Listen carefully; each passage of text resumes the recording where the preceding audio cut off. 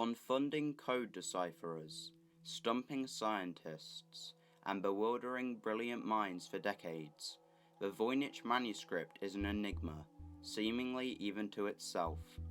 Even the most basic information, such as the title, author, and even the language the book is written in, is relatively elusive.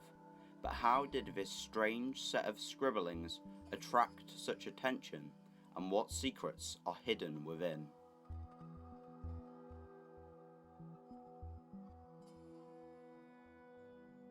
The Voynich Manuscript currently has 240 pages, although even this fact is up for debate, with many pages unfurling to reveal larger, multi-page spread images. Many also claim that some parts may be missing, and with spaces that indicate lost sections, this is likely true. Historians cite that there could have been up to 272 pages, some of which were lost before knowledge of the manuscript was first acquired. The book's cover is made of vellum, and the remaining pages are divided into 18 quires, a common unit of measuring paper. One quire is 24 to 25 pages. These appear to have been numbered 1 to 116 by someone other than the author. The text is written in standard European fashion, starting on the left and ending on the right. Even this fact is unreliable, the scripture sometimes winding towards the centre of a page and others seeming almost random in nature.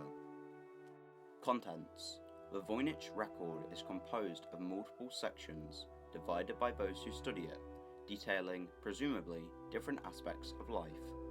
The herbal section is reminiscent of European herbal documentary of the time, with large, clean sketches or paintings of plant life adjacent to what appears to be descriptions of its uses.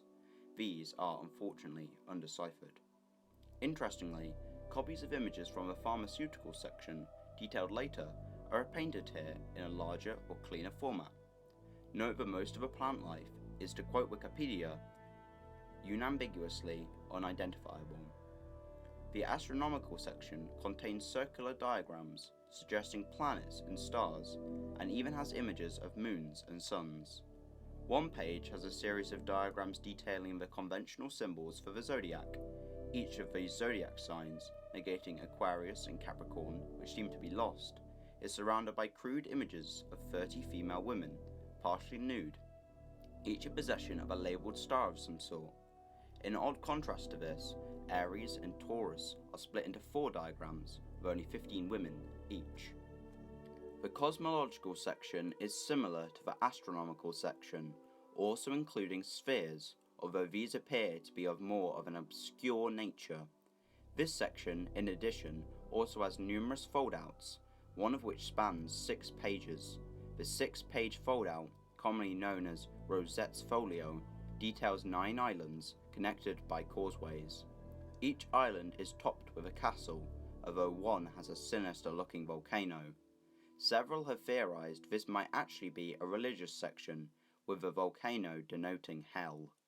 The final 2 sections are pharmaceutical, which has labelled drawings of isolated plant parts, ranging from the mundane to the fantastical, and the recipe section, which is unremarkable, except that each page is crowned with a star in the left margin.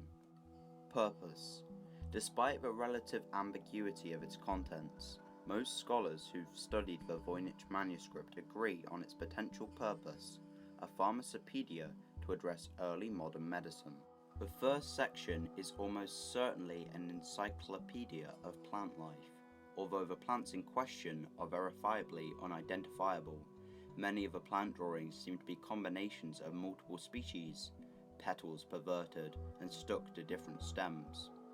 The second, more space-themed section implies this theory too. Astrological considerations were often taken into account during herb farming and gathering, usually due to cultural superstition. Origins. It's 2009, and students at the University of Arizona are radiocarbon dating samples from various parts of the Voynich Manuscript. The results are consistent, indicating that the samples date back to around 1428. Further protein testing in 2014 showed that the majority of the parchment was made from, quote, at least 14 to 15 entire calfskins, unquote.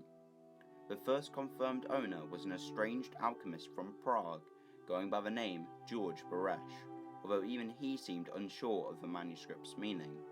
However, he learned that a scholar named Athanasius Kircher had published an Egyptian dictionary that claimed to have deciphered the Egyptian hieroglyphs, and thus sent a letter to Kircher in 1639 with copied parts from a manuscript and asked for clues. Unfortunately, we will likely never know if Baresh received insight into his inquiry, as no response letter has been found.